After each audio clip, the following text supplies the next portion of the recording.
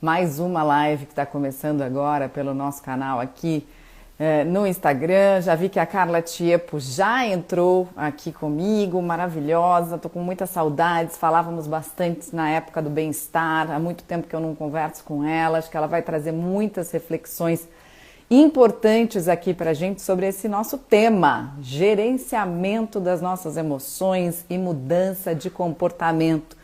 Quem está querendo mudar alguma coisa aí na vida para ainda esse ano ou para o ano que vem, levanta a mão, faz uma sinalização, diz aí o que vocês querem mudar e como é que vocês estão lidando com as emoções de vocês, vocês estão conseguindo gerenciar, quais são as estratégias, quais são as dificuldades. Vai mandando as perguntas aqui que eu vou chamando a Carla para entrar aqui comigo, porque temos que conversar, não vamos perder mais tempo. Muito bom ter a Carla aqui. Ei, como você tá? Tudo bom? Como vai? Tudo bem? Tudo, e você? Agora eu só te acompanho por aqui, a gente não se vê mais, não fala mais. Que delícia te ver. É um prazer também, Mariana. Bons tempos aqueles que a gente se encontrava e podia rir um pouco dessa coisa toda, né? A saúde Não é? ficou muito esquisita nos últimos anos, não foi? Nossa, muito, muito. Carla, antes da gente começar, para quem não te conhece, como é que você se apresenta assim, rapidamente? Olha, eu costumo dizer que eu sou uma neurocientista, que é uma coisa interessante, porque as pessoas agora, todo mundo é neurocientista, né? Então, eu também sou. Mas, basicamente, o neurocientista é aquele indivíduo que se desenvolveu em pesquisa na área do sistema nervoso. Então, eu faço ciência e investigo o funcionamento do cérebro, mas há alguns anos eu fui saindo da academia e comecei a entrar para as organizações, para as consultorias das escolas, ensino muito sobre neurociência, vendo a ideia de que a neurociência é uma ferramenta incrível para autoconhecimento. Então, a gente hoje está mais fora da academia do que dentro, né? Mas minha carreira toda é uma carreira científica, acadêmica, dentro da área de neurociência, Mariana. Não, e é maravilhoso. Eu adoro seus vídeos em que você fica zoando quando a gente tenta explicar o funcionamento do cérebro como algo simples. E que você fala, todo mundo se acha neurocientista e fica falando que o cérebro funciona assim, que a gente tem o cérebro dividido em três partes. Vocês não sabem nada sobre a complexidade do nosso cérebro. E eu dou muita risada com você, porque a Carla, ela parece assim boazinha, mas de repente ela dá umas assim, né? E é maravilhoso. Eu gosto muito. Porque Porque é eu uma acho que é. persona, né, Mariana? Não é uma persona para dar ênfase apenas. Muito bom. Mas vamos lá, eu estou perguntando aqui para as pessoas, né, como é que elas estão gerenciando as emoções e o que elas querem mudar ainda para 2022. Daqui a pouco elas vão começar a falar, mas eu vou falar de mim, tá? Então vou abrir aqui meu coração para a gente começar essa live, porque eu estou nesse momento, né, dia 2 de dezembro, com troca de equipe na empresa, com o planejamento da nossa nova jornada do Unboxing Me, que é uma jornada de autoconhecimento que a gente vai começar a abrir para as vendas agora, provavelmente daqui a algumas semanas, no máximo em 10 dias. E isso tudo gera uma série de questões, né? Com encerramento de escola dos filhos, nesse momento eles estão saindo de uma escola, indo para outra, tem festa de formatura, tendo que produzir objetos especiais, com esse carinho, com essa dedicação, com esse momento tão especial que é o fechamento da história dos filhos, com briga com um ex-marido no meio disso, com um pai que vai ser operado de câncer na semana que vem. Então, assim, tá foda. E aí, imagino que hoje foi muito engraçado que eu sempre abro as reuniões da SoulMe e fazia tempo que a gente não fazia um pequeno checkpoint, que eu acho que é sempre super especial, assim, gente, 10 segundos pra gente falar como a gente tá. E vem uma riqueza tão grande, né? Cada um enfrentando, eu falei um pouco desses dilemas, e cada um enfrentando os seus, né? E as suas dores. Então, tem gente que não está conseguindo dormir, tem gente que está com ansiedade e não está conseguindo nem tempo para comprar o remédio de ansiedade, tem gente que está com os pais internados, tem gente que está ansioso porque os melhores amigos vão vir no final do ano finalmente da Europa e depois de 2 anos vão conseguir ver os melhores amigos. Então, assim, né, é essa riqueza, né, esse caldeirão de emoções que a gente vive no final do ano, né? E tem mais, né? A gente está vivendo mudanças muito importantes em todos os campos da sociedade. A gente está com uma mudança na forma como a gente entrega o nosso trabalho e as relações de trabalho. Cada vez menos o trabalho é sobre que tarefas eu tenho que fazer, mas é mais sobre como é que eu entendo o mercado que eu estou atuando. Então, o pensamento está mais amplo, eu estou precisando dar conta de um pensamento mais complexo para poder entender o próprio mercado, o próprio negócio no qual eu estou inserido. Não é mais só uma questão de carimbar alguma coisa, né? A gente saiu muito da parte do tarefeiro para efetivamente ter que ir para uma parte mais criativa, de maior visão, com maior amplitude. Isso requer muita energia de todo mundo, porque se a gente pudesse simplesmente carimbar automaticamente alguma coisa durante as nossas 8 horas de trabalho, isso seria trivial. Mas, de fato, cada momento que a gente está inserido no nosso trabalho, que aí já não são mais nem 8 horas, às vezes é menos, às vezes é mais, mas todas muito intensas. Depois você vai para as relações pessoais, onde a gente teve, primeiro, a dramaticidade dessa quantidade absurda de perdas, que é algo, né, que é absolutamente intangível da gente imaginar, famílias inteiras dilaceradas por uma doença, coisa que a gente não tinha tido nem de perto essa experiência. Depois, o efeito colateral, que é o distanciamento. E a perspectiva de que nós vamos nos rever, né? Então, ontem eu fiz uma live falando sobre Natal, sobre fim de ano, e chamei a atenção do fato de que a gente está querendo agora fazer tipo igual o Juscelino Kubitschek, 50 anos em 5, né? Nós vamos fazer 2 natais num só, nós vamos fazer todos os aniversários nessa única festa. A expectativa que a gente tem sobre esse momento é muito grande.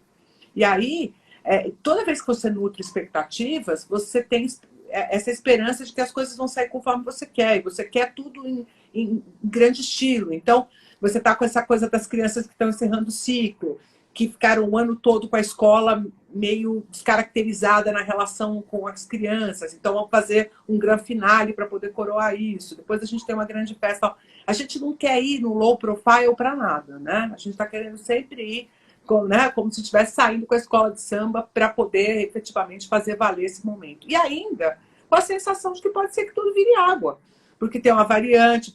Então, esse nível de incerteza, que a gente chamou durante muito tempo de mundo VUCA, né? Volátil, incerto, complexo e ambíguo, foi para um campo muito mais dramático, que é o campo da nossa fragilidade, da nossa vulnerabilidade, da nossa ansiedade. E a gente tem muita dificuldade de lidar com essa construção de expectativa. Mariana, tem uma coisa que eu falo que as pessoas ficam brigando comigo por causa disso, né? Mas, olha só, todo mundo diz que a ansiedade é uma doença mental ou emocional.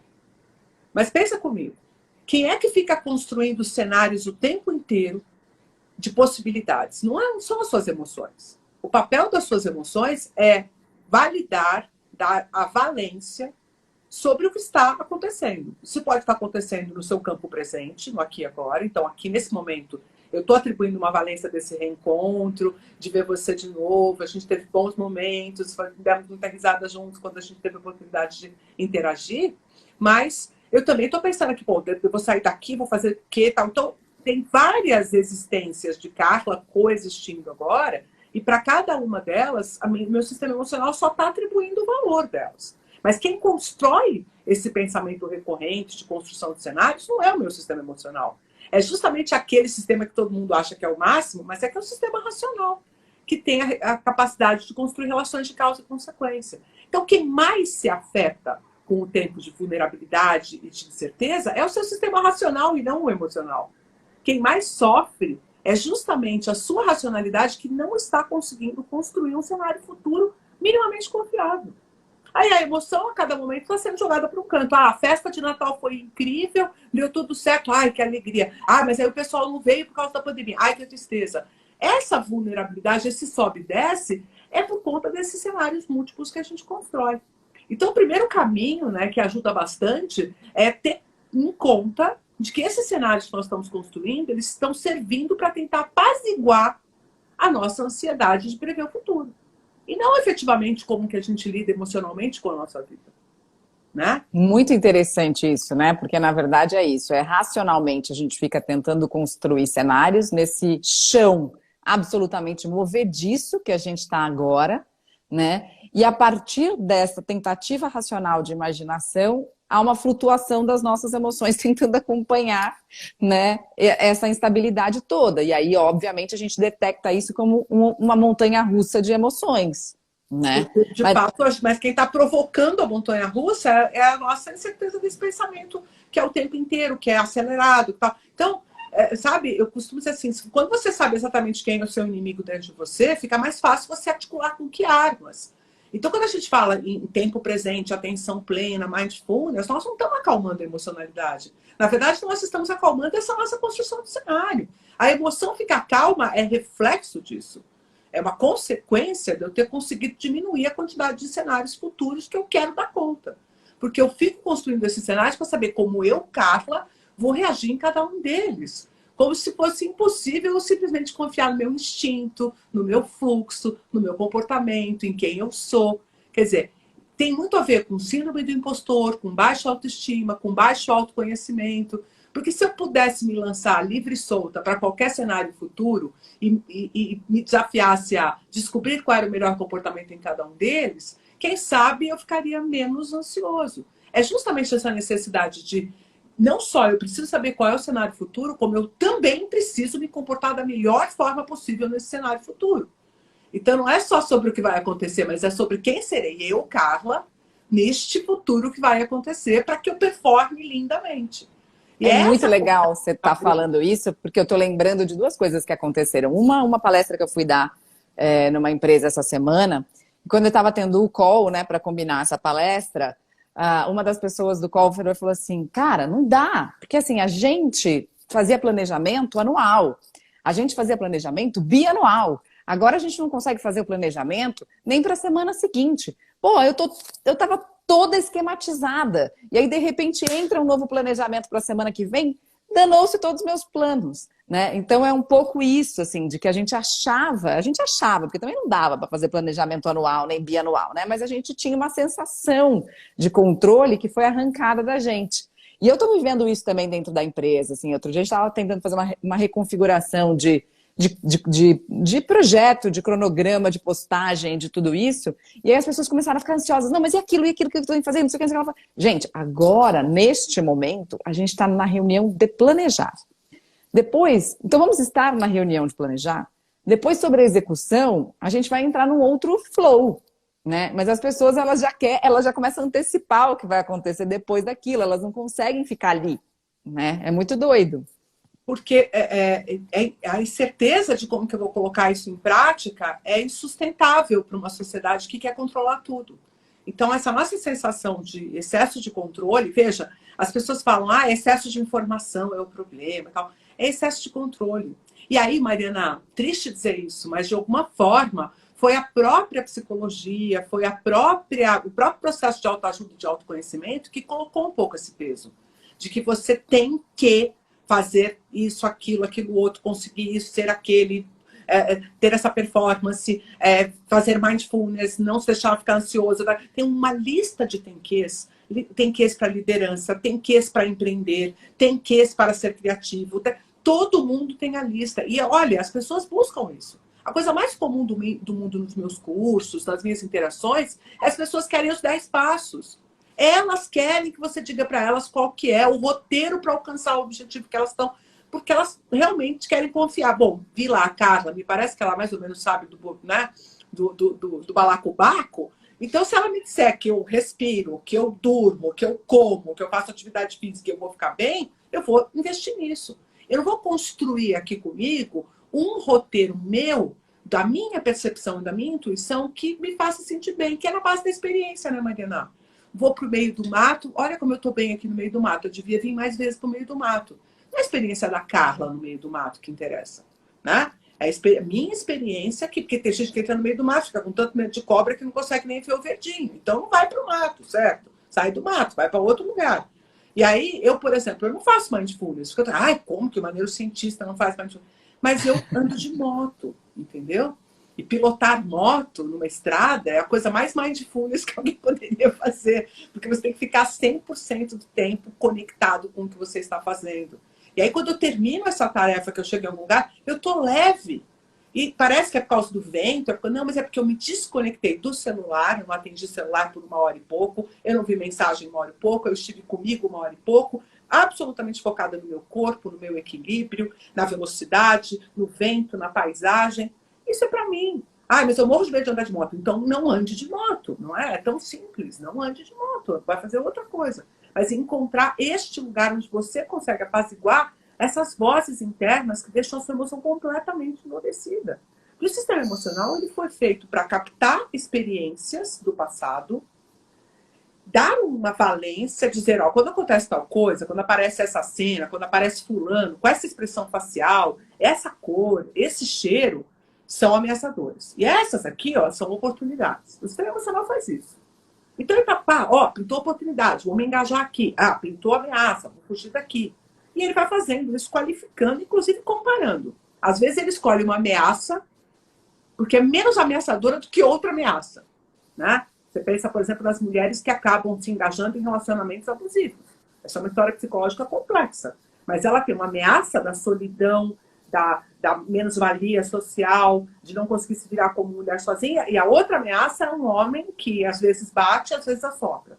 Então, dentre essas duas, pode ser que num dado momento a emoção dela diga, melhor ficar aqui nessa ameaça do que aqui nessa outra ameaça. E a gente está olhando de fora e fala, como acho que a mulher pode escolher ficar... Ninguém pode julgar uma escolha emocional de alguém baseada nessas valências. O que a gente pode fazer é dar novas experiências para essa pessoa ir ressignificando as experiências dela e daí mudando as valências. Mas é isso que o sistema emocional faz. Então, beleza. Se eu entendi o que o sistema emocional faz, o meu gerenciamento emocional é usar ele da melhor forma possível. Ao invés de ficar o tempo inteiro perturbando ele com cenários futuros que são voláteis, né? Então, mas o que eu acho que acontece, Carla, queria até saber se você concorda comigo ou não, é que para dar essa valência, né, para a gente legitimar aquilo que a gente está sentindo, a gente precisa observar, a gente precisa perceber, né? E o que a maior parte das pessoas faz é ou colocar para baixo do tapete, ou mascarar com remédio, né? Porque a gente sabe que muita gente começa a mascarar as emoções com remédio. Não, tô muito triste, vou tomar um remédio para melhorar. Tô muito ansioso, vou tomar um remédio para melhorar. Tô muito para baixo, vou tomar um remédio para melhorar. Tô sem foco, vou tomar um remédio para melhorar. Enfim, e aí isso não te permite entrar em contato com as suas emoções. Se você não entra em contato com as emoções, você perde essa informação valiosa que as emoções te trazem, né? E às vezes a gente está nessa correria mesmo, e a gente não entra em contato porque não dá tempo. Não deu tempo. Putz, tive que entrar num call depois do outro, depois tive que fazer, levar os meninos para a escola, buscar, fazer isso, fazer aquilo, e acabou o tempo, não deu certo, né? Não entrei em contato com aquilo que eu estava sentindo. Então, acho que isso também é muito importante, né? Para a gente validar, a gente tem que perceber. Tem toda a razão. E a gente, inclusive, aqui, a gente fez uma brincadeira. Inclusive, se você quiser, depois eu te mando o QR Code, você distribui para as pessoas que te seguem, que chama-se inventário emocional. Que é uma coisinha para fazer de noite. Na hora que, entendeu? Tudo acabou, você com você mesmo, e inclusive te ajuda a dormir melhor, porque você coloca no papel sabe, você arruma, você sintetiza, e é uma coisinha que você preenche no dia seguinte de manhã, você convalida, você fala, pô, essa emoção continua presente, essa aqui foi embora, olha, foi só dormir que nada disso se sustentou. Então isso vai te ensinando, inclusive, a gerenciar no dia a dia. Isso é uma coisa muito interessante. O fato de você de noite se perguntar sobre as emoções tem um efeito que faz com que durante o dia elas comecem a saltar os olhos. Porque vai ter algum momento que você vai tentar resgatar essa informação. Então o próprio cérebro vai se organizando para dar ênfase para essas percepções. E à medida e no final você vai acabar abandonando o meu inventário emocional, que você vai achar ele absolutamente desnecessário, porque o próprio fato de você buscar recuperar isso de noite vai fazer com que durante o dia elas saltem aos seus olhos. É um efeito muito legal. Mas é assim que eu busco viver. Se eu começo a sentir qualquer friozinho na barriga, qualquer aperto no peito, qualquer desconforto, simplesmente eu lido com ele. E isso é muito importante. As pessoas acham que ao lidar com isso vão ficar vulneráveis. Mas é justamente o contrário. Ao lidar com isso, elas vão entendendo onde é que elas não podem ir, o que elas não podem fazer, com quem que elas não podem estar, por exemplo, antes de fazer uma palestra complicada. Quem que você não pode encontrar antes de fazer uma palestra? Quem são as pessoas que poderiam tirar toda a sua energia, toda a sua confiança, toda a sua autoestima que você precisa para estar em cima do palco? Então, aí você não vai, você já sabe que essas pessoas são, sabe, âncoras, estão te puxando para baixo. Mesma coisa em qualquer ambiente de trabalho. Eu vou entrar numa reunião. Quem é que eu devo conversar sobre a reunião antes de entrar na reunião? Com quem eu devo trocar? Eu vou falar com pessoas que estão o tempo inteiro com um olhar pessimista, que me jogam para baixo, que me faz com que eu me sinta fraca ao começar aquilo. Então, essas pessoas eu vou... Então, a emoção ela vai te servindo para justamente você sendo um melhor tomador de decisões, né? E num campo mais amplo de ações. Para mim, eu não me negligencio nada. Você comentou a coisa da medicação. Queria chamar a sua atenção para o fato de que eu tenho 50 anos, né? Desde 18 ou 19 anos que eu comecei a ter doenças autoimunes, eu tive muitos problemas na adolescência, eu cheguei à conclusão de que eu não tomaria remédios, que eu não tomaria analgésicos, que eu sentiria dor e que eu ia descobrir a causa da dor antes de mascarar a dor. E esse mesmo efeito me faz nunca, isso é uma coisa que eu posso falar de boca cheia, nunca ter tomado uma medicação para dormir, nunca ter tomado um ansiolítico, nunca ter me medicado. Porque se é para eu passar a noite em claro, é para eu resolver o que está me acontecendo. Não é para eu passar a noite em claro sofrendo, pensando sobre por que eu não estou conseguindo dormir. Eu tenho alguma coisa que está me impedindo de dormir, eu vou usar essa noite para resolver essa coisa. Nossa, muito maravilhoso isso. Eu não vou tomar um remédio para dormir. Mas eu não posso também ficar um mês sem dormir. Então, tem gente que, por exemplo, vai enfrentar um luto, ok. Eu enfrentei a morte da minha mãe, que foi uma coisa muito pesada no ano passado, está fazendo um ano agora, sem medicação. Mas a minha irmã, na noite em que minha mãe faleceu, nós tivemos que medicá-la, porque ela tem uma estrutura um pouco mais frágil em relação a lidar com o luto. Isso é normal, cada um tem seu jeito. Então, algumas pessoas vão precisar de medicação, outras vão segurar. Mas toda vez que você puder segurar, você sabe, eu não sei quanto que você conhece de homeopatia, mas eu fui tratada por homeopatia na minha adolescência e foi quem resolveu vários dos meus problemas. E o meu médico dizia assim, eu vou te dar um antibiótico. Eu tinha muita amidalite recorrente. Ele falava assim para mim, eu vou te dar um antibiótico, mas só a hora que você não aguentar mais. E o que foi acontecendo? Eu fui desenvolvendo um sistema autoimune, um sistema imune tão robusto que eu simplesmente não fico mais doente. Mas é porque você vai até o seu corpo poder... Aí a hora que ele não aguenta mais, você está com 40 de febre, aí toma o antibiótico, toma o antitérmico. Mas não com 38. Isso eu simplesmente transfiro para as questões emocionais. Você está com uma dinâmica emocional que está te deixando triste? Pode ficar triste. Quer saber? Pode ficar triste. Pode ficar chateado. Porque essa chateação é o seu sinalizador de que você tem alguma coisa para cuidar dentro de você. Agora, se você começar a chegar perto da depressão, começar a não conseguir levantar da cama, aí você precisa de ajuda médica. Mas, entendeu? A ajuda médica não tem que vir a primeira necessidade, porque você tem que ter recursos pessoais. E não é simples, porque a gente tem uma sociedade que não ensinou esses recursos. As crianças passam na escola e não discutem esses recursos. Você sabe que você me lembrou muito de uma conversa que eu tive essa semana com o meu professor de Tai Chi, né? Eu tô praticando Tai Chi já há um tempo, mais esporadicamente, e nesse semestre eu comecei a praticar mais firmemente. Achei um professor maravilhoso, que eu tô adorando, a gente faz aula online, mas tem sido muito interessante para mim.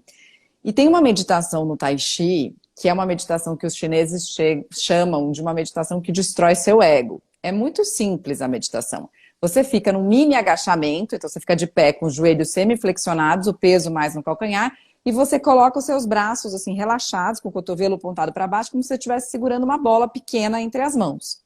A parte de cima, ela está relaxada. E a parte de baixo está fazendo força porque você está nesse mini agachamento. E aí, assim, essa semana, na semana passada, na verdade, a gente ficou 15 minutos nessa posição. Você fecha os seus olhos e você fica ali. Nesse momento, começa a tremer sua perna, começa a doer seu joelho, começa a doer sua coxa, você começa a ter todos os pensamentos, eu não vou aguentar, esse filho da puta desse professor, quando que ele vai acabar com isso? Então, você começa a se degladiar com tudo que está acontecendo dentro de você, e aí você fala, não é possível, não vou dar conta. Até acho que chega um momento, fala assim, mas é só ficar aqui? É só ficar parado? É só ficar nessa posição? É só isso que eu tenho que fazer? Aí você começa a trazer para fora os recursos que você tem dentro de você, que é ok, já entendi que é isso que eu preciso e é só ficar aqui. Nossa, né? Só que até você chegar nesse estado, você tem um debate interno, uma guerra interna, né? E aí depois ele me conta, né, que na China, tradicionalmente, as pessoas colocam, os professores, né, os mestres de Tai Chi, deixam os alunos 3 horas nessa posição. 4 horas nessa posição, 5 horas nessa posição. E que isso serve mesmo para que a pessoa entenda que ela tem recursos. E que o Tai Chi tem muito essa filosofia do aprendizado através da dor. De que a dor, ela precisa existir, ela precisa ser compreendida e ela precisa te dar o recado que ela veio te dar. Então, adaptação à dor. se meu joelho está doendo, como é que eu me adapto e faço uma posição em que eu consigo fazer o que está sendo proposto sem trazer tanta dor para o meu joelho? O que que significa essa dificuldade de dobrar o joelho? Será que tem a ver com a minha falta de flexibilidade na vida? Com a minha tentativa de controle? Né? Então tem toda uma interpretação, assim, é muito bonito a filosofia, porque a partir do corpo você vai chegando nessas, você tem que estar aberto também para entender esses sinais, mas é demais, assim, quando você mergulha é maravilhoso. E assim, Mariana, falando de dor, eu vi o pessoal tá comentando aqui que tem intolerância baixa à dor e tal, fica parecendo que eu falo essas coisas como se eu quisesse me posicionar como um super-herói e tal, mas eu tenho um filho, meu filho tem 24 anos de idade. E como filho de neurocientista, a vida não é fácil, né? Psicólogo é bronca. Filho de neurocientista, o negócio vai ao além, né? Porque a gente acaba vendo as coisas assim, de forma... Algumas são muito mecânicas pra gente, né? Mas eu criei ele sem fazer muita ênfase, sem dar muito escarcel. Toda vez que ele caía e se machucava, eu atendia, dizia, você se machucou e tal. Ou ia tomar uma vacina, ia tomar uma injeção, eu falava para ele, olha, vai doer um pouquinho, tem uma dor, tem um desconforto natural, mas a mamãe está aqui, vai dar tudo certo, você vai ver que passa muito rápido, vem a dor, já passa, é um negócio muito tranquilo. Existem dores muito piores, que duram e tal, eu sempre conversei com ele sobre isso. Ao ponto, Mariana, desse menino, tipo assim, tomar uns tombos de skate, de tirar a tampa do joelho, ele olhar para mim e falar assim, mãe, tranquilo, vamos ali, passa uma água e tal. Então, o tiro sai um pouco pela culatra, vou dizer para você. Mas estas percepções de dor são construídas. E muitas vezes a gente dá destaque para a nossa dor porque nós aprendemos ao longo da infância que esse era o momento em que a gente ia estar em evidência. Isso é uma desgraça pensar que a gente dá evidência e espaço para uma criança quando ela chora. E quando ela está alegre, sorridente, excitada, brincando, a gente quer que ela pare. E quando ela chora e ela reclama, aí todas as atenções vão para ela. E a gente não sabe depois porque que a gente tem uma geração de pessoas que dão mais ênfase para suas dinâmicas negativas do que positivas. Isso não é do cérebro. Tem gente que bota a culpa no cérebro, que o cérebro dá ênfase para emoção negativa mais que a positiva. O cérebro tem muito pouco juízo de valor. O que ele faz é construir comportamentos e repertórios comportamentais que aumentem sua sobrevivência. E aí eu quero expandir o conceito de sobrevivência, porque para a espécie humana, a sobrevivência não é apenas a sobrevivência do corpo físico ou dessa sua existência aqui nesse exato momento. Para um ser humano, uma pequena morte é não ter um reconhecimento social, é não ter um grupo social, é não estar adequado àquele modelo que ele projetou para si, perder um emprego, perder uma oportunidade, não ter dinheiro para comprar um celular caro. Todas essas coisas são configuradas como pequenas mortes. Então, o nosso sistema emocional está cuidando de muitas vidas, né? Ele está cuidando de muitos parâmetros que nós estamos construindo sobre sucesso, sobre conforto, sobre felicidade. Esse é o cuidado dele. E se a gente enfatizar demais que toda vez que a gente perde tem mais valor de quando a gente alcança, a gente vira uma sociedade que eu brinco que é a sociedade vida de goleiro. Ser goleiro é uma das coisas mais desafiadoras do mundo, porque você cata todas as bolas, não fez mais nada que sua obrigação. Tomou um frango, é execrado. E só vai para o púlpito, só vai para a glória quando pega aquela bola aos 45 do segundo tempo de mão trocada. Então, que vida é essa que a gente está levando? Vocês só vão reconhecer quando eu for esplendorosa? Mas o fato de eu levantar todo dia de manhã e cumprir com todo o meu roteiro e chegar no fim do dia viva, inteira, deveria ser comemorado numa sociedade maluca como essa. E a gente não comemora. Então, faz falta essa dinâmica emocional de validar quem eu sou, aonde eu estou, quais são as minhas contribuições, para além daquilo que eu não fiz. A gente está muito mais preocupado com o que a gente não conseguiu do que com aquilo que a gente conseguiu. Então, percebe? Não tem como você construir uma jornada onde a sua emocionalidade está estabilizada. Porque ela está o tempo inteiro tomando porrada. Uhum. De quem? De você mesmo. Dessas suas projeções sobre você. Então não tem nada a ver com o seu sistema emocional em si, mas com essas projeções que você faz sobre quem você gostaria de ser. O que significa estar vivo? Como é que você qualifica a vida? Porque, frente a uma pandemia, quantas pessoas se deram conta de que estar vivo realmente é acordar de manhã respirando, né? Porque a gente perde um pouco esse parâmetro. Perde muito. Perde. Nossa, mas eu acho que ressoou demais tudo que você falou agora nas pessoas que estão aqui assistindo. Vi vários comentários aqui. Meu Deus, obrigada por me dizer que eu não sou um ET. né? Nossa, maravilhoso isso que você está falando. E eu queria trazer também, Carla, uma outra coisa que eu acho que acontece na infância, que é a falta de validação das sensações e das emoções das crianças. Então, assim, né, uma criança está, sei lá, triste porque ela tirou um pacotinho de figurinha, né? Vou dar um exemplo dos meus filhos. Os dois amam Pokémon. Então, um tira um pacotinho que sai uma carta rara, e o outro tira um pacotinho que só vem carta que não é rara. E aí o outro fica frustrado, porque, pô, meu irmão tirou, eu não tirei. E aí você fala assim, mas bobagem, né? Tipo, divide aí a carta, tá tudo certo, isso aí é só um pacotinho. Se partir para isso, né? Você tá, primeiro, não legitimando a sensação de frustração, que pode carregar uma série de coisas aí, inclusive uma comparação com o irmão. Porra, meu irmão é mais especial, meu irmão é mais sortudo, meu irmão tem uma carta rara, eu não tenho, né? Assim como um outro exemplo banal, que é assim, não, tem que comer tudo que tá no prato. Não, mas mamãe, eu não tô mais com fome. Não, mas senão não vai ganhar sobremesa. Aí você deixou de validar a sensação de saciedade dessa criança. Assim como se você está sentindo frio e você quer que seu filho coloque um agasalho, mas ele tem uma temperatura, um termostato interno diferente do seu. E ele fala, mas eu não tô com frio, mamãe, eu quero dormir sem cobertor. Você fala, não, não, não, você vai dormir com 2 mantas. E a gente já ensina a não validar, né, as emoções e as sensações das crianças. Isso também eu fico olhando e falo, cara, isso é muito prejudicial. Na verdade, você tira deles a autonomia de irem experimentando a vida. Então, tem essa noite em que eu durmo sem a coberta, que minha mãe falou que eu podia estar com a coberta, eu acordo às 5 da manhã congelado. Ah, pode ser que nesse dia essa criança se resfrie? Pode, vai acontecer. Eles vão se resfriar. Algumas coisas são consequências justamente do processo de aprendizado. Mas eu duvido que na próxima vez que você oferecer, não vai vir aquela memória do frio que ele passou durante a noite, ele vai ser melhor mesmo, né? Porque se você sempre cobre e nunca vive a frustração de não ter, a criança não sabe dizer exatamente o que significa não ter cobertor. Daí, isso tem uma transcendência desse lugar. Porque daí, a hora que eu vejo uma criança na rua e eu falar para ele assim, olha, filho, essa criança está dormindo num relento, sem cobertor. Tem outro sentido.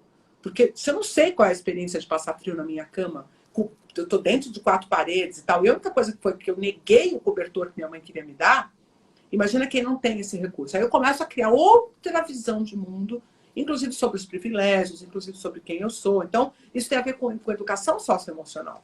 Vai para além desse lugar do autoconhecimento. A gente só consegue ter empatia, consegue ter compaixão, se a gente tiver um processo de autoconhecimento que a gente sabe o que é a dor. E para conhecer a dor, é só vivendo a dor. Não tem outro caminho. E a gente mesmo, quando vive uma dor... Eu tive uma fratura de perna, Mariana. Não sei se eu cheguei a comentar isso com você em alguma das nossas... das vezes que a gente teve a oportunidade de se encontrar. Eu tive uma fratura que foi muito marcante da minha vida, porque o meu pé e o meu joelho, que não se viam desde a vida intrauterina, se reencontraram, né? Foi uma fratura Uau! completa de tíbia e fíbula, que a perna simplesmente dobrou no meio. Uma dor Nossa. insuportável. Se você perguntar para mim assim, Carla, que dor foi essa? Eu não tenho memória nenhuma dela. Eu só sei te dizer que foi uma dor insuportável. Mas eu não consigo reviver aquela dor. Eu não consigo falar, eu vou mentalizar aqui para tentar sentir aquela dor de novo. Não sente. A dor é própria daquele momento. O que a gente fica é com a memória dela. E por conta dessa memória, eu sou uma pessoa que desço escada devagar, eu sou uma pessoa que me cuido para não escorregar. Eu não preciso sentir a dor de novo. Eu só preciso ter tido essa experiência. E ela vai embora. Por quê? Porque você cura, porque você sara, porque você volta a andar. As coisas têm um fluxo. Às vezes não acontece isso. Às vezes você tem um acidente, uma fatalidade, acaba perdendo um membro, acaba ficando realmente impossibilitado. Mas você constrói novas formas de viver no mundo. Isso é da nossa própria existência, a gente lidar com essas experiências. Então, a criança também tem essas. E o que você falou é muito importante, porque discursos como, quando você casar, Sara, engole o choro, isso não é importante, você está chorando só por isso, servem para o adulto não ter que lidar com a dor da criança, porque esse é o nosso problema. A gente se sente responsável pelo bem-estar deles. Se eles choram, a culpa é nossa. É aí que está o erro. Se eles choram, é a vida deles. E nós estamos aqui para tentar entender de que forma a gente os educa para que eles consigam ir evitando essas pequenas as mortes que todo mundo vive todo dia. E mostrando para eles que tem a ver com planejamento de médio prazo. E trabalhando, né? Você falou de processo da validação. Nós estamos da validação para o raciocínio deles, que é curtinho, mas que a gente vai incrementando. Nós fazemos o crescimento incremental do raciocínio das crianças, fazendo novas perguntas para eles, não dando respostas. Né? Então, o processo de educação ele tem que ter uma visão mais ampla sobre o que eu vou construir neste indivíduo. Eu vou edificar, não há transferência de conhecimento. Existe construção de conhecimento. Transferência não existe. Olha aqui, isso é muito importante. Não, isso é muito importante, porque às vezes, bom, se existisse transferência de conhecimento, né, a gente não tinha penado tanto, por exemplo, na época que estava no bem-estar, para falar sobre mudança de hábito. Porque, assim, né, bom, eu mudei meus hábitos porque eu tive uma crise de depressão aos 17 anos e entendi, por causa daquele sofrimento da depressão e da síndrome do pânico, que eu precisava cuidar da minha alimentação, da minha atividade física e do meu sono, como remédios para mim. Né? Talvez se eu não tivesse experimentado o sofrimento da depressão e do pânico, eu não tivesse construído esses pilares de saúde de uma maneira tão sólida. Mas mesmo que eu fale sobre isso, provavelmente milhares e milhares de pessoas já me ouviram falando sobre isso e não vão conseguir cuidar da alimentação, do sono e da atividade física só porque eu falei, porque elas não viveram a mesma dor que eu. Né? Seria lindo se a partir disso a gente conseguisse realmente transferir todo o conhecimento e o benefício. Seria um estalo e a gente resolveria. Mas é isso, como é que a gente faz para mudar hábito? É muito mais complexo, né? E, na verdade, como todo comportamento, todo repertório comportamental, só é executado se ele for validado emocionalmente.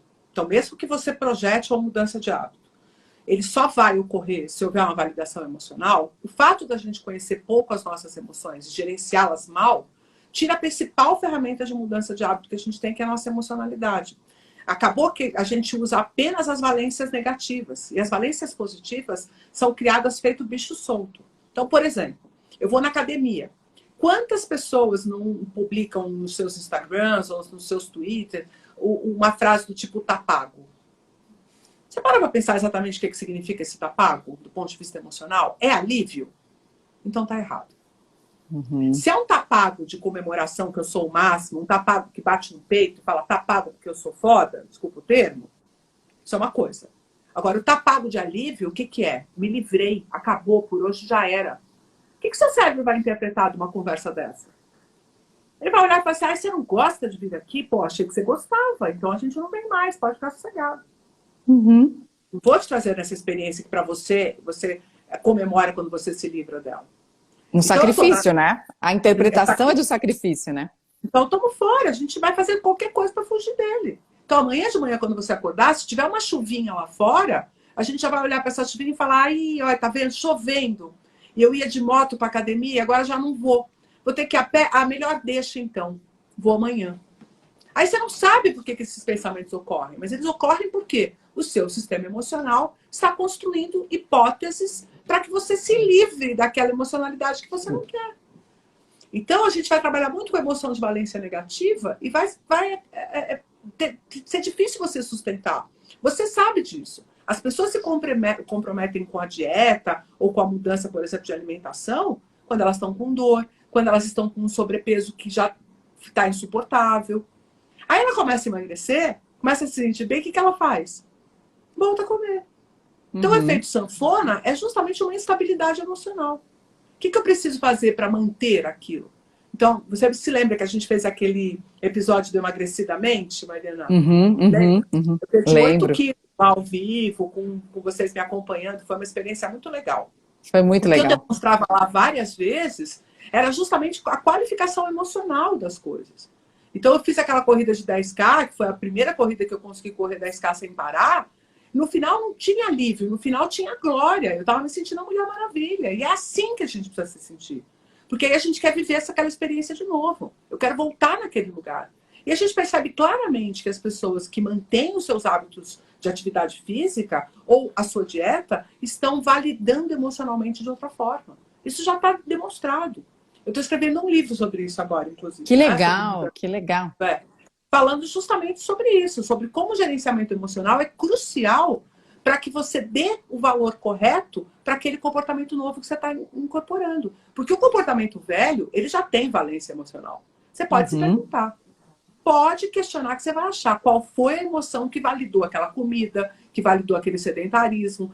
Tudo tem validação emocional. Portanto, você precisa justamente cuidar para que o novo comportamento tenha a mesma força emocional. E o que você faz geralmente? Deixa o novo comportamento a critério de quem? Do grilo falante.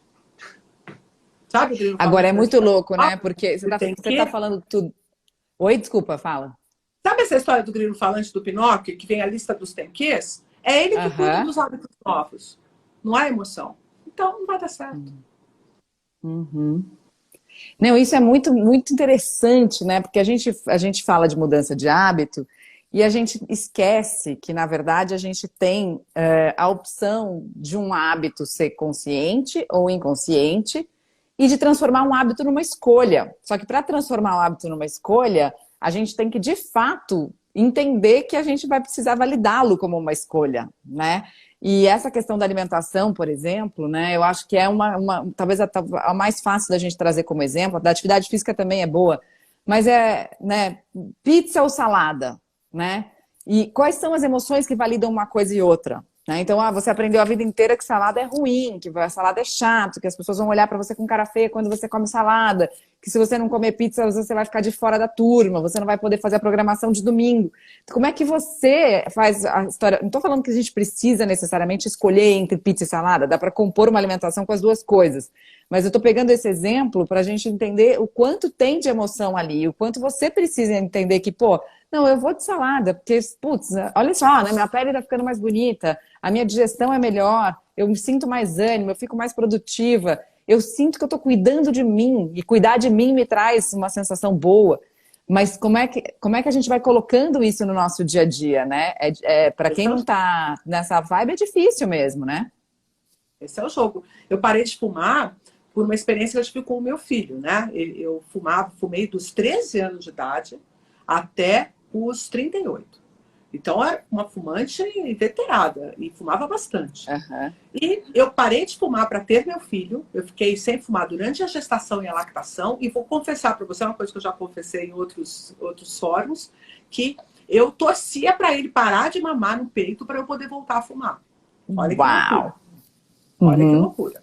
Obviamente, eu Uhum. amamentei ele até os 8 meses, mas eu ficava com aquela, sabe, com aquela vontadezinha interna de que, ai, que Uhum. gostoso ele parar de mamar, que eu vou voltar a fumar e tal. Aquelas besteiras que a gente tem na vida. Até ele ter 11 anos de idade e a gente está jogando basquete na quadrinha lá do prédio. E ele, obviamente, já um molecão de 11 anos, ele deu um sprint na corrida e eu fui atrás dele. Quando chegou do outro lado da quadra, eu estava absolutamente sem ar. E eu fui atleta a vida toda. Né? A vida toda não, mas na adolescência, a fase da faculdade, eu jogava handball, jogava futebol, já era super engajada nos esportes e tal. Quando eu saí correndo dele atrás da bola e tive aquela falta de ar e ele me olhou, que ele ficou assustado de como eu estava, aquilo foi a valência emocional negativa para eu parar de fumar. Mas o que me Uau! manteve sem fumar foi a pele, o hálito, o meu cheiro, o cheiro da minha roupa, o cheiro da minha casa, que eu ia validando, que tem que ficar mais forte do que, eu queria tanto fumar um cigarro agora. Sabe? E essa justamente, e aí eu já tinha conhecimento sobre o funcionamento do cérebro, já fiz isso meio que me manipulando a fazer isso mesmo e tal, porque sempre foi essa a minha pegada para mudança de comportamento. As pessoas, quem sabe ali no Emagrecidamente isso não tenha ficado muito claro, mas a proposta original era como gerenciar a emoção e não o que você faz efetivamente. É como você se sente depois que você põe a salada no prato e alguém te olha e fala, já comi sua salada, e você fala assim, cara, isso aqui para mim é saúde, isso aqui para mim é vida.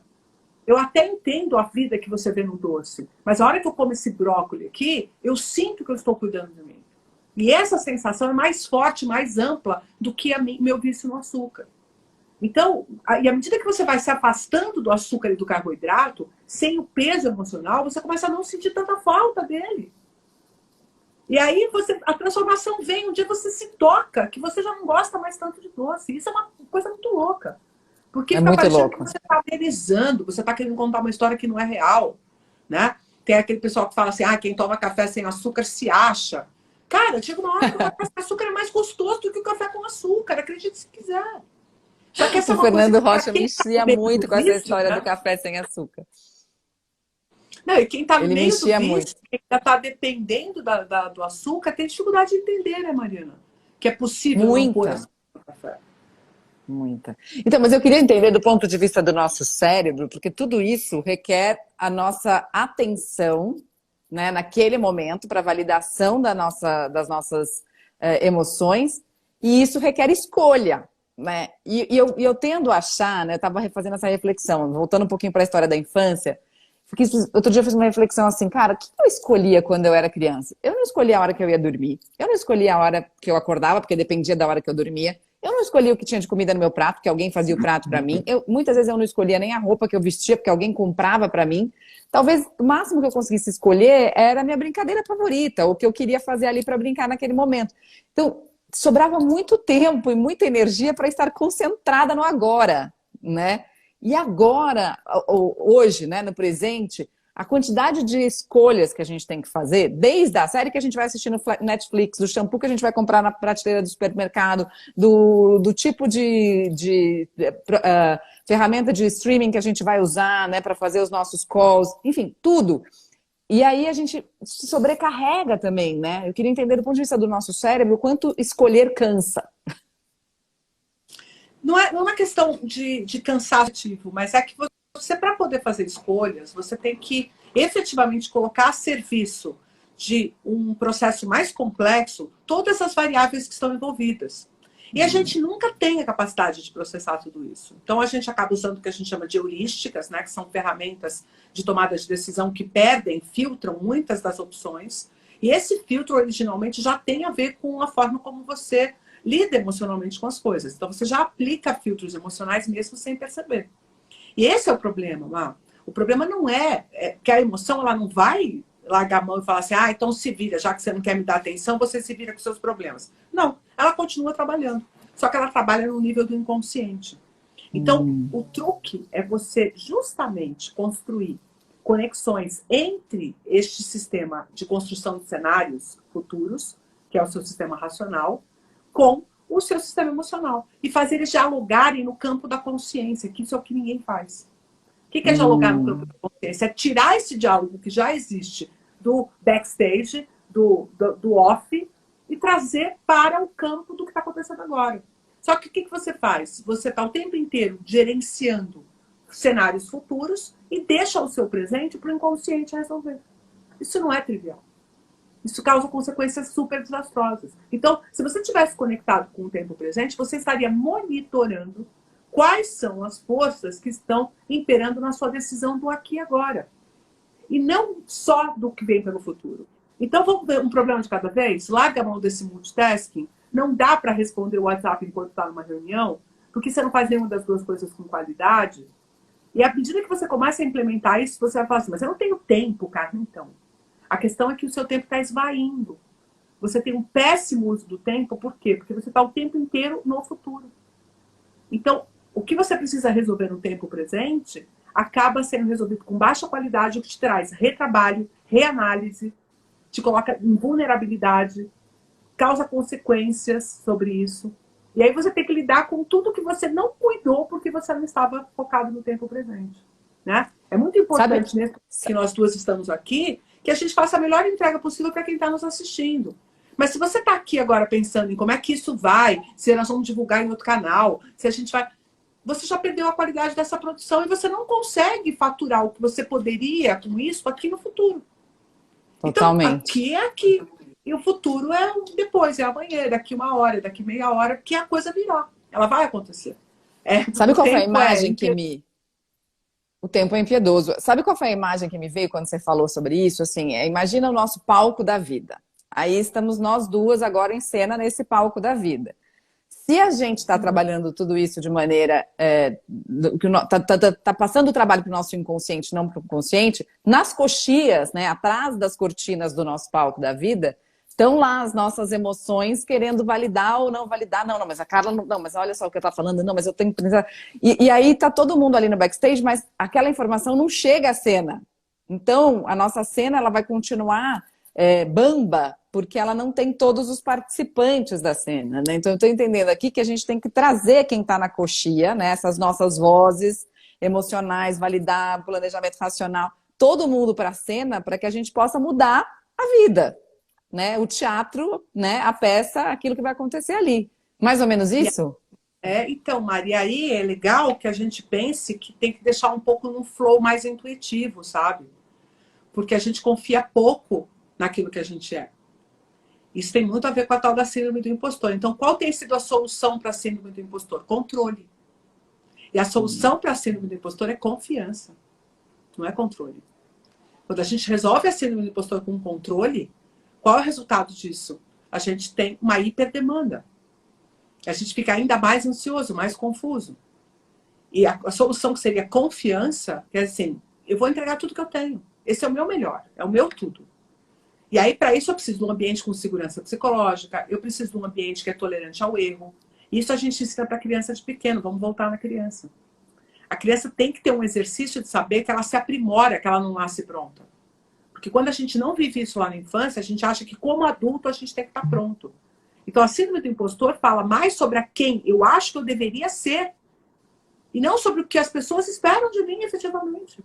Quantas vezes você não contrata alguém aí na tua equipe, eu também tenho essa experiência aqui, e a gente sabe que a pessoa está ainda desenvolvendo potencial, que ela ainda tem coisas para nos entregar, que ela vai vir, que ela não está pronta ainda. E a expectativa dela é que ela acha que a gente gostaria que ela estivesse pronta.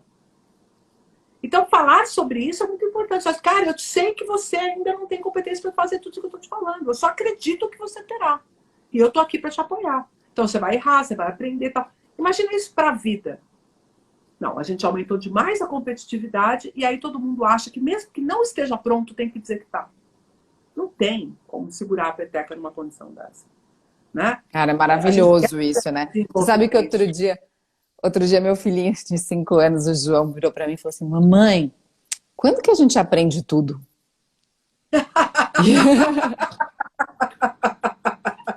E como é que a gente responde isso, né, Mari?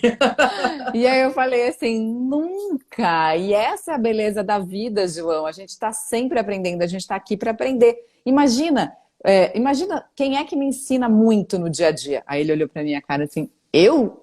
Eu falei, você. Então, se com 5 anos você me ensina muito, eu tenho certeza que eu também vou aprender com seus filhos, né? E que você vai aprender com seus filhos, esse aprendizado nunca acaba.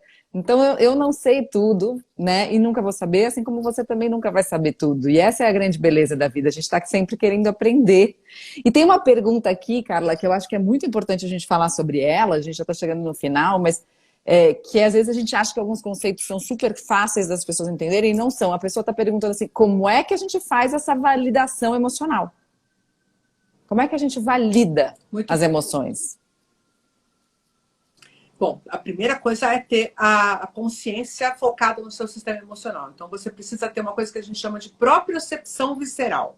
É uma coisa meio tonta, mas se a gente vai lá na literatura do Antônio Damasio, ele chama isso de marcador somático, que são palavras chiques para dizer simplesmente o seguinte, você saber por que você está com frio na barriga, que hora que o frio na barriga vem. Por quê? Em geral, a gente só se deixa tomar por uma reação visceral quando ela é muito intensa. Então, o comecinho do frio na barriga, o comecinho da sudorese, o comecinho do mal-estar não aparece para sua consciência.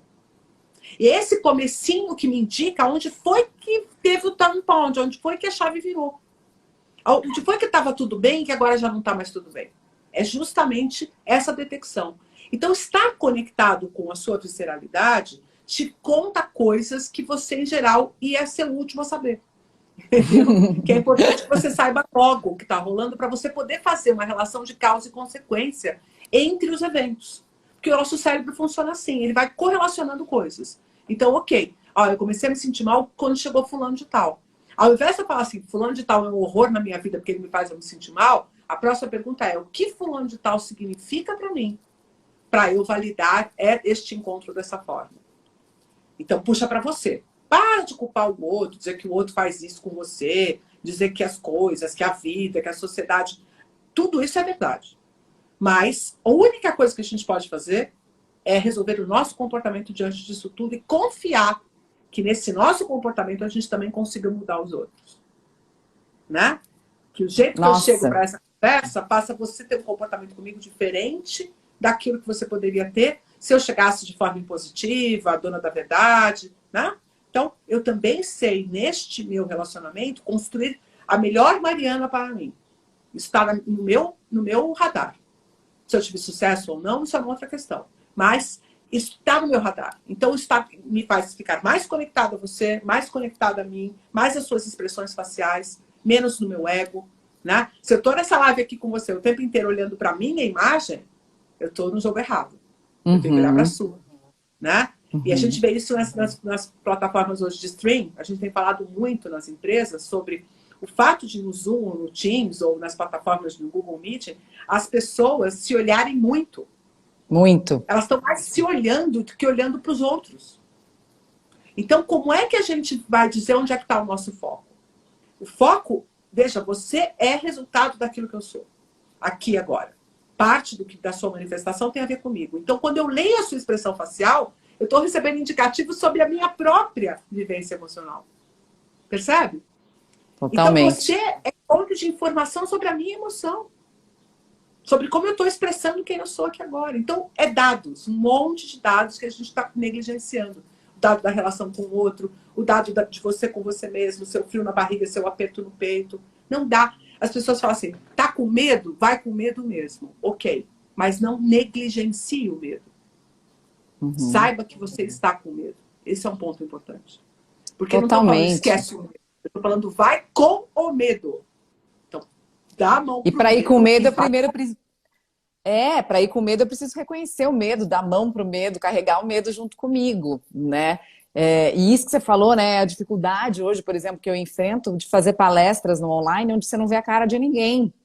É muito difícil, né? Porque você está falando, você não tem muita referência do que está ressoando, do que não está, né? Às vezes a gente acompanha até os comentários no chat, mas às vezes nem isso tem. Então é complexo mesmo, né? A gente sente muita falta dessa interação com o outro, né? Você imaginava que ia ser tão difícil assim? Eu enfrentei o mesmo desafio, né, de palestrar online e tal, mas eu não conseguia. Veja, a gente não consegue prever. Eu não imaginava que o suporte do público durante a palestra era praticamente sabe, o 12º jogador do time de futebol, né? A plateia, hoje eu reconheço que a plateia faz a palestra. Coisa que antes talvez... eu não sabia que era, talvez eu não sabia da força. Então, como eu tinha a experiência, talvez, já de estar na televisão, de falar para a câmera, né? E sem plateia, eu sempre senti muita falta disso, porque eu também tinha a experiência de fazer já plateias, até programas presenciais com plateia, né? Quando a gente fazia o Bem-Estar Global, que a gente viajava, por exemplo, né? E até as próprias reportagens, eu sabia eu tinha essa noção, assim, do quanto o público te coloca num outro estado, né? Te coloca num outro estado. O quanto isso é sensacional, né? Se a gente pegar um show, por exemplo, de um cantor, né, de uma cantora famosa, a gente vê que estado que o cara fica, né, com todo mundo ali.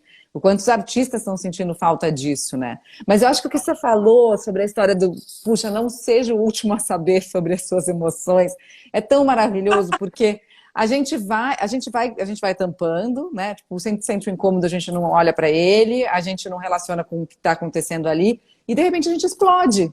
Porque aquilo foi se acumulando dentro da gente, né? Porque a gente não validou o comecinho, né? O nascedouro dessa história.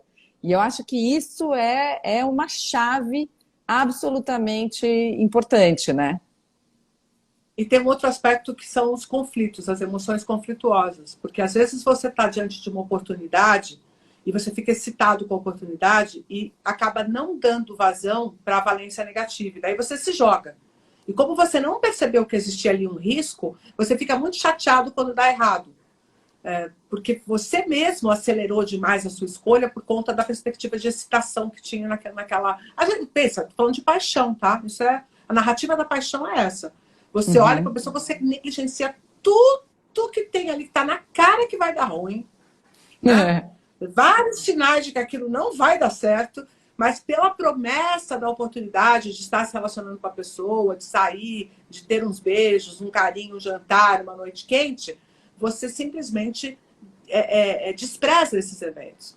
Então, se na paixão isso é claro, pensa nas suas escolhas profissionais, pensa nas suas escolhas de amizade, pensa nas suas escolhas de compra. Coisas que você compra de forma impulsiva e que depois você tem que dar conta daquele cartão de crédito que você não consegue pagar. Isso é emoção de valência negativa e que atrapalha a vida dramaticamente. Hoje a gente reconhece o planejamento financeiro como um dos pilares da edificação da felicidade, né? E as pessoas têm dificuldade de entender isso. Acho que a felicidade está na compra. e não na não compra. Às vezes, a escolha do não, a escolha da negação, é mais importante do que você abraçar alguma coisa que parece uma oportunidade. E é o gerenciamento emocional que vai te contar sobre isso. Hoje eu vi um post maravilhoso dizendo exatamente isso. O não pode ser uma frase completa. É Pode. só isso, né? Não. Né? Não. Porque daí, claro, isso depende de toda a validação que você já fez e desse diálogo interno que você criou, de escutar quem estava nos bastidores da sua cena, trazer todo mundo para o palco. Aí você ouviu e a resposta é não. E esse não vem com essa tranquilidade, né? Quando você consegue fazer tudo isso dessa maneira. É isso, é manter a percepção o tempo todo, né? Manter essa atenção na moto, no mindfulness, né? Nessa atenção plena que a gente precisa praticar mesmo, né? Seja de um jeito ou de outro. Eu só queria contribuir com a ideia de que a gente toma cuidado para também não colocar mais um tem que, sabe? Eu não queria que soasse para as pessoas como mais um tem que. A única proposta é esteja com você, esteja dentro de você, esteja encarnado em você.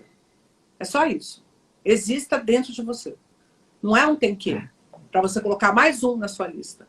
É só começar deste lugar, onde você está conectado com você e que você respeita quem você é e as suas necessidades. E não aquilo que você passa um verniz para poder construir uma existência que você projeta para você. A gente só consegue efetivamente construir um você que atende a sua demanda, atende a sua necessidade, na medida em que você efetivamente está conectado com esse eu verdadeiro. Essa persona não se sustenta.